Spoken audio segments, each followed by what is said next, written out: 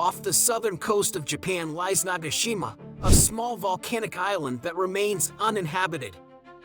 In January 2023, construction workers were seen arriving on the island, tasked with building runways and ammunition storage facilities. What might seem like a routine infrastructure project is, in fact, part of a larger plan by the Japanese government to transform Nagashima into a military base, closely connected to the United States' interests. The Japanese government has been compensating local fishermen to keep their distance from the island as it undergoes this military transformation. The primary objective is to provide a strategic location for American fighter jets and aircraft carriers, enabling them to conduct drills and exercises much closer to the ocean and a particular country. Nagashima is just one example of numerous islands in the region that are being equipped with military hardware, with a significant portion of it supplied by the United States. These developments reflect the escalating tensions among global superpowers, particularly evident in the hotly contested South China Sea. An essential reference point to understand the rationale behind these actions is the U.S. Department of Defense document titled National Defense Strategy of the United States of America, which incorporates the Nuclear Posture Review and Missile Defense Review.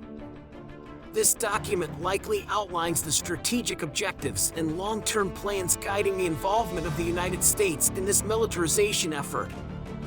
This move signifies a departure from the typical activities of the U.S. Navy since World War II and raises concerns about the implications it may have for the future of conflicts in the region. The evolving situation in the South China Sea requires careful observation, as it holds the potential to shape the dynamics between major global powers going forward.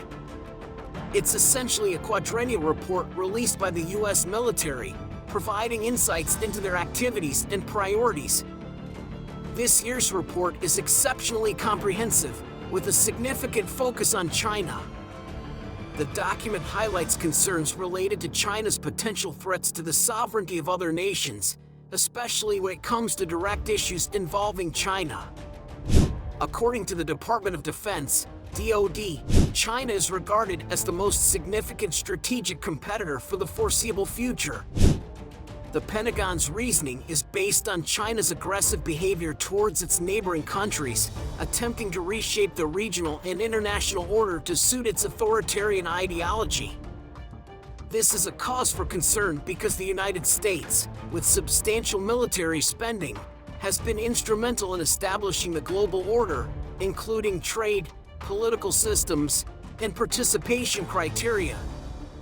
Now, there is a country, China, aiming to challenge and replace that order with a new system based on different values and rules.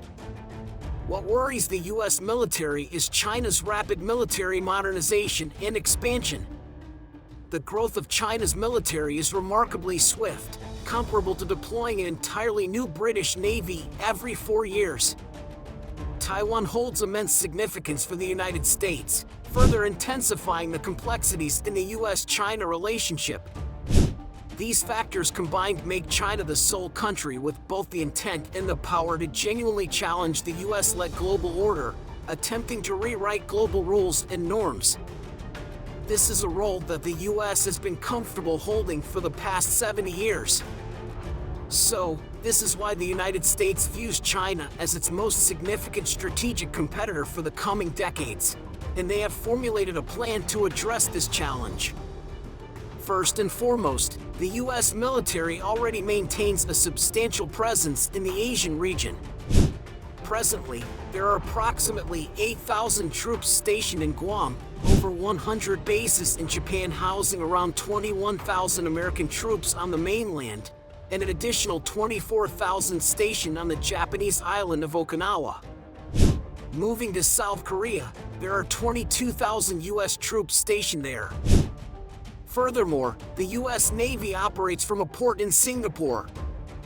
This long-standing presence has been instrumental in securing the interests of the U.S. and its allies while serving as a deterrent against potential conflicts. Over the past 2 decades, the focus of the Pentagon has been divided due to engagements in the Middle East, But as those conflicts wind down and China continues its militarization efforts, the Department of Defense recognizes that maintaining the status quo in Asia is insufficient. In response, they advocate for a new approach called integrated deterrence to effectively address the challenges posed by China. This strategy goes beyond just increasing the number of American bases. While they plan to reopen a base in Guam and relocate some troops there, the primary emphasis lies in strengthening and solidifying alliances with American allies in Asia. By fostering a cohesive and united front, these allies align their goals with the US's objective to deter and contain China effectively. This cooperative approach is believed to be the most viable military posture to safeguard regional stability and counter China's growing influence. The Pentagon considers partnering with its allies as the crucial foundation of its strategy. Let's begin with Japan, one of the United States' closest allies in the region.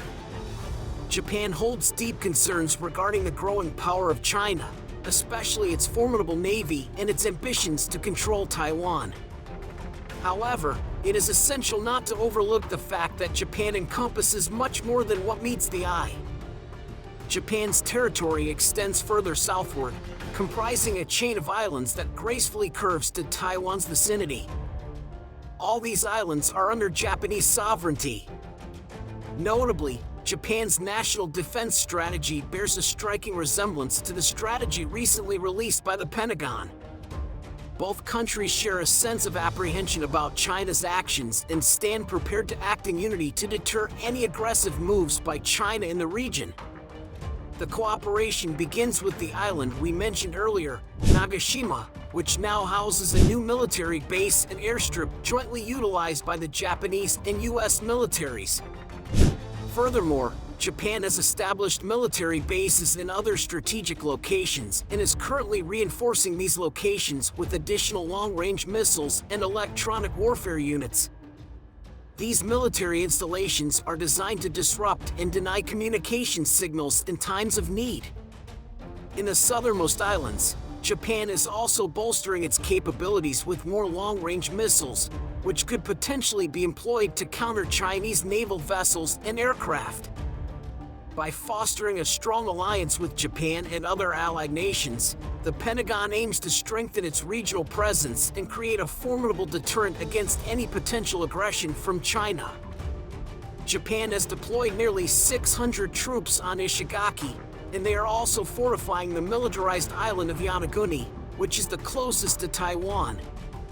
In this location, Japan is enhancing its electronic warfare capabilities, utilizing units to disrupt communication signals and intercept communications.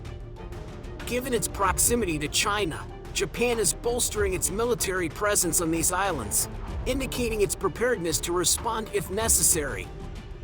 This move serves as a physical barrier that any Chinese ship or submarine must pass through to access the Pacific Ocean. Japan can easily control and monitor this line, which also acts as a defensive measure with a wall of missiles, deterring potential aggression from China. This chain of islands, coupled with joint training between Japan and US troops for the island and amphibious warfare, sends a strong signal to China about their readiness. Japan and the United States gain the ability to monitor China's communications and troop movements, allowing them to respond swiftly if needed. Additionally, they can strategically position troops and supplies throughout the region, providing a significant logistical advantage. The island chain strategy extends further to the Philippines, which is close to Taiwan and the South China Sea. The US recognizes the importance of bolstering its presence there, but the historical context of the Philippines being a former US colony adds sensitivity to the matter.